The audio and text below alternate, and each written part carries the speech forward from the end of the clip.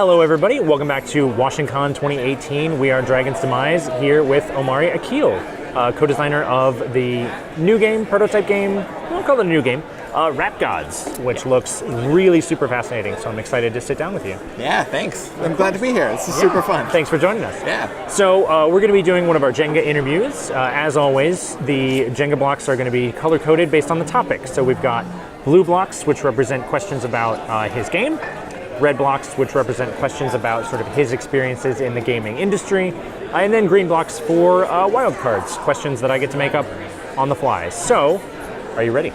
I think so. Let's do it. You can go ahead and start. Oh, I'm first. Yep. Oh, of course I'm first. Put you on the spot. All right, I'll look at easy one. All right, and yep, don't forget to put it right on top. So, Rap Godz, we were talking a little bit before we went live about what type of game it is. And you described it as a bit of a light Euro, sort of resource management as you are working your way through the life of an up-and-coming rap star. Yeah. So, how do you find that these mechanics all work together? I think they're working together really well, and that's been some of the feedback that we've gotten, is like, not only are they working well together, but they work really, really tightly with the theme. And so, yeah, we have all of the individual sort of characters, and they all have a different personality. And so you're kind of building out this story, and it feels really good, and I think it works really well when, you know, someone is finishing the game and they read off their story and it matches that personality of the rap artist. So it kind of gives you that through line. Exactly, and you're like, okay, this makes sense. I think things feel good. I think this works. Awesome, Yeah. awesome. And I'll take another blue actually because I do want to. Oh, not that blue. Oh, not that Here blue. we go. That's All right, a bad this blue. I'll take another blue actually because I do want to back up. So, what is Rap Godz? How do you play? So, Rap Godz is a game where you're starting out as an up-and-coming artist, and actually the gameplay itself, each turn is actually really simple. So you're just drawing a card, basically, or you have an option to buy a card that's better in a couple different ways. Okay. And then once you get a card, you just play that card. The only real difference that comes into play when you play a card, most of the time you're just getting one of the rap resources, which is rap skills and street cred and money. Right, everybody needs money. The other option when you play a card is to play a beef card, and that's on someone else. So you start beef with another player, and then you're going to be rolling dice to figure out what the outcome of that beef is. Sometimes it doesn't end well for you, Sure. which is unfortunate, but it's the risk you take for starting beef. And so that's basically how every turn works. The sort of the depth that is in Rap Godz is really in each player having different special abilities, different ways that they can earn points, and then you're also competing over cities, and you're competing over another set of like randomized goals and objectives. Sure. But yeah, mechanically it's easy to sit down and start playing, but there still can be a lot going on. There's nuance to it. There's Yeah. depth. There's a lot of room to explore. Oh yeah. Well, great. All right. It's You're my up. turn now. It's your go. What's your move? I think I'm gonna just feel around here. Another easy one. Okay, another easy one. All right, that's good. I'm all for easy. There we go. And that's all right, wild green card. one. First wild card question. One of the questions that we like to ask people is, what are your hobbies outside of board gaming? Outside of board gaming. Oh man. Which, I mean, I know you're at a board game convention. This is all you're sort of thinking about, but what are the other things that you're interested in? No, I actually do quite a bit outside of board gaming. It gets a little bit crazy sometimes when those things start compounding on each other. But I'm also involved a little bit in like fashion. That's, I've been collaborating with a fashion consultant in North Carolina, where I'm from. Okay. And so we're potentially going to be working together at some point. That's fantastic. We're trying to figure that out. But I also, in the past like 5 years, have done a lot of dancing. So like I've taken a hip hop class. Okay. Obviously, because why not? Right. But I've also actually done like some contemporary classes, some blues dance classes, and just like quite a bit of social dancing. For the last like 6 months to a year, it's been so game heavy. Right. I haven't been able to do like anything. Yeah. Because Rap Godz is taking over my life. But hoping to get back to some of that stuff. Some of that other stuff. Okay. Soon, maybe. Well, and it sounds like you're very you've got a lot of interests. You're a well-rounded individual. Yeah, you could say that.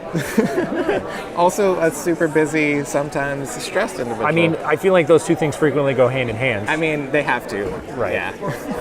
Okay. All right, your turn. We're gonna go. Nope. No. All right. I feel like I can work this one out. Yeah. That's not so bad. It's a little hard. Not too bad. So you mentioned the last 6 months to 1 year have been really busy with Rap Godz. Yeah. And your Kickstarter for the game is actually live right now. So anyone watching this, assuming you're not waiting too long, you can head over and check out the Kickstarter for Rap Godz. What has been your experience in putting the game on Kickstarter? This is your first game. Are there any things that you were really just caught by surprise? Stuff that you had to recalibrate on the fly? Or has it been more or less what you expected? I think one of the things that caught me by surprise a little bit, I know one of the biggest components of Kickstarter and Kickstarter campaigns is stretch goals. Like everybody loves stretch goals and just not dependent on them, but it's a way to add value to the game and get it out there. And it almost gamifies things for people. It's like if you get this threshold, you can get this reward. So. Exactly. I think one of the things that caught me by surprise is our game is a very niche game. It also, because it's our first game, I think the process of implementing stretch goals actually doesn't work to our benefit as much as it does for somebody who's more established and who has gone through the process many times and already has a big following.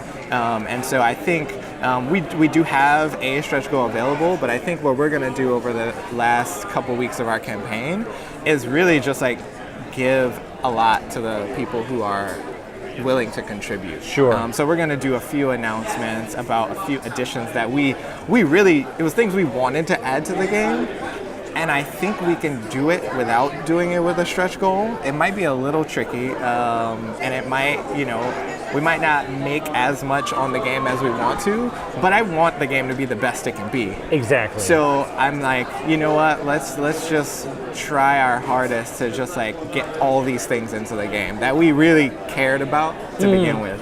Right. And so that was the thing that really, it changed drastically, in the first week or so of the campaign. I was just ooh, wait. I think we're gonna have to do this a little differently. Shifting expectations. Yeah. Good deal.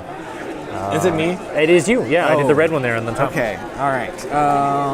You're getting all these outside pieces. I feel like I gotta go for at least one. Okay, there we go. Right there.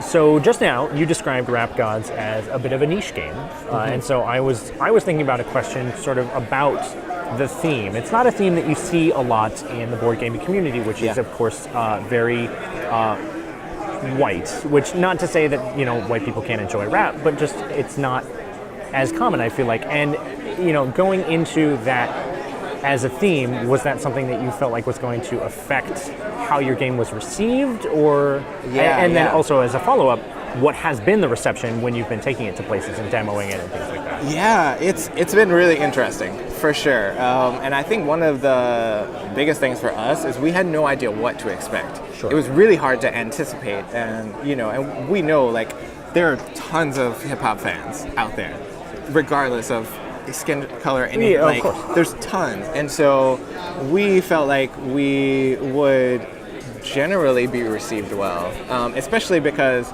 the art style, everything, it plays so heavily into that theme. Yes. And we're okay, if we're gonna do it, we're gonna go all in. We didn't want to make a hip hop game and make it look like every other game out there. It's different theme. We wanted everything to and you really can see come through. The pop-up banner here. The theme really shines through. This is a very strong theme, and not even just the art, but the mechanics as well. You mentioned that record sales discs.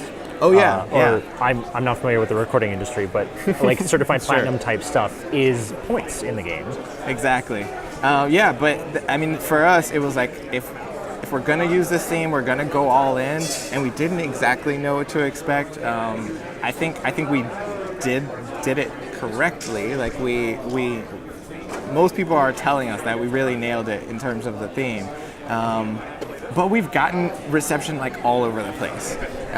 It's a little bit harder of a sell, I think, when people actually, it's like, oh, I have a fantasy game. It's like there's a lot of very positive expectations already. Like, you know what to expect. You're like, right. I know what kind of classes they're going to be. Right. I The know audience what kind is of, primed almost. Exactly. And so that's a little bit of the tough part. It's like, from a gaming perspective, they have no idea what to expect. Right. So that is like the biggest hurdle. It's not specifically that they don't like hip hop. It's just that they have no idea how this might be enjoyable.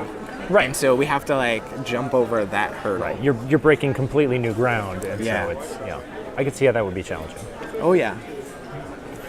All right, let's go. Oh, it's your turn. I was looking at these reds, but they didn't like me, so we're gonna Here we go.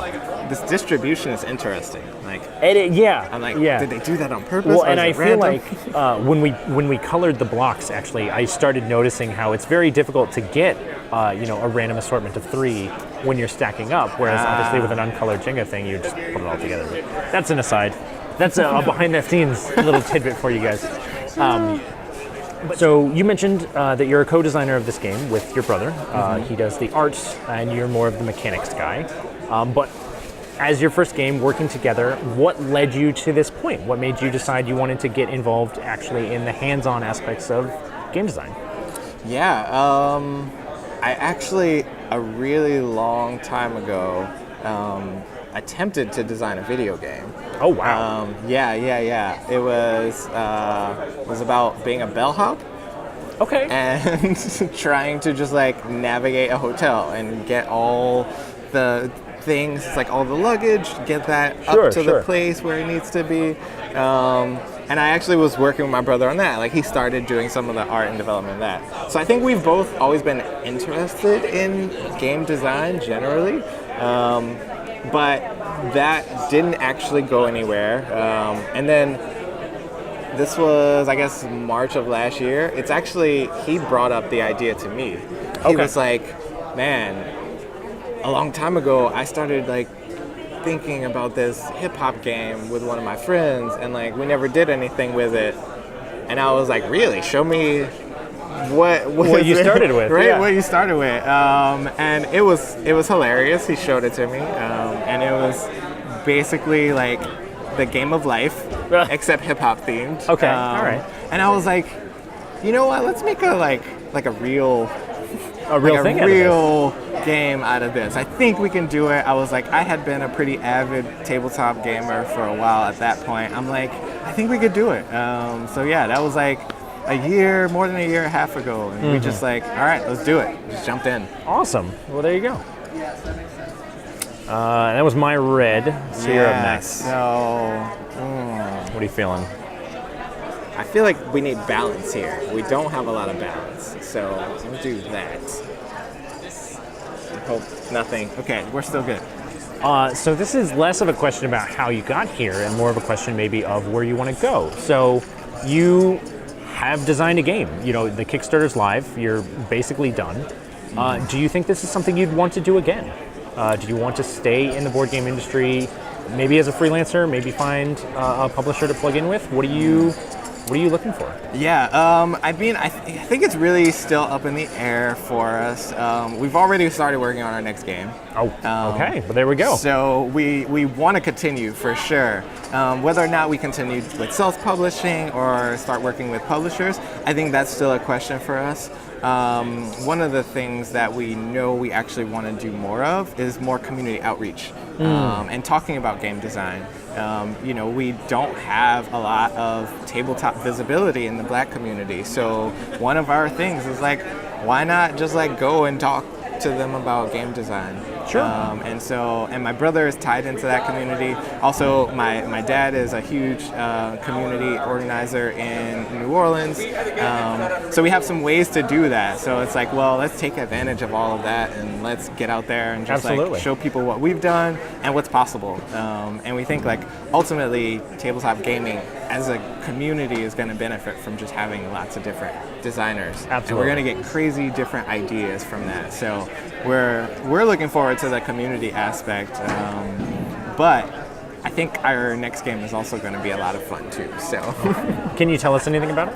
I can tell you that it is going to be a much simpler game than Rap Godz. Okay. We want something that's very quick and easy to get to the table and start playing.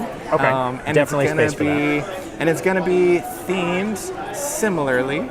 We're not departing from hip hop completely, but it's a little bit different. Yeah. Okay. In terms of theme. Kind of the same space, but a little bit different. Yeah. And we'll probably have a similar art style. So Okay, great. we'll see what happens. Let's see, that was you. Back to me. All right, let's go. I could go for this screen, but that would just end the interview. That's not a good idea. Aha, this screen. Yeah, there's some easy ones. Yeah, again, some balance. I like that we're precarious through here, and then everything else is basically just solid blocks. Yeah. We're just taking all the risk in one area. So, green question, lighten things up a little bit. What Hard. is your favorite donut? Favorite donut? Ooh, I would. That's actually, it should be easy because I walk into a donut shop and every time the first one is always like the bacon maple, like strip of bacon just on the top. Yeah, Like- you're the second person to say that today. I mean, it feels like an obvious choice, but if I had a second choice, I would go with, there's a local donut shop that has a creme brulee donut where they actually like do the blowtorch or whatever blowtorch on the top of the donut and make it crispy. That sounds Really good. really good. Super good. And where's that? That's at Rise Bakery, in North Carolina. I feel Carolina. like All that's local-ish. So we've got, a previous guest told us that we had to go to New York to get cronuts, Okay. and now we've got to go to North Carolina to get creme brulee donuts. So, Dragon Semi's road trip coming your way, 2000 question mark. Donut road trip. There are worse reasons to go on a road trip. So. That's true. All right, I think we have time for one more question, and it's your brick. So if you want to knock over the tower, now's the time. Now's the time to knock over the tower? Yep. All right, I'll just get a question. All right. And let's go with. Oh man, that's not going anywhere. I mean, if you want to knock over the tower, you just joink it. If I'm gonna do it, I want a more spectacular. That one's gonna be not fun.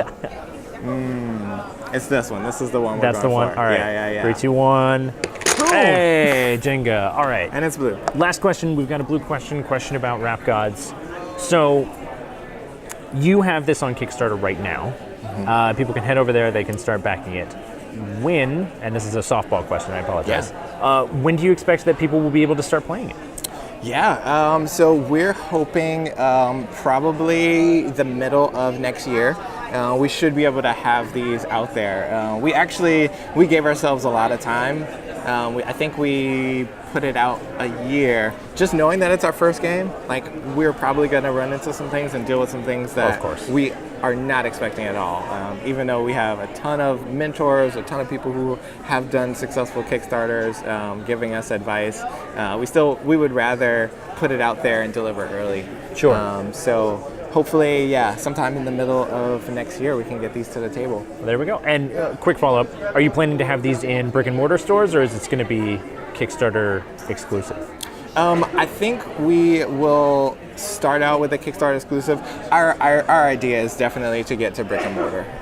We have actually a Kickstarter reward option for retailers. They can get 5 copies of the game. Okay, great. At more of like a retailer rate per unit. So if there's any retailers watching, that's available.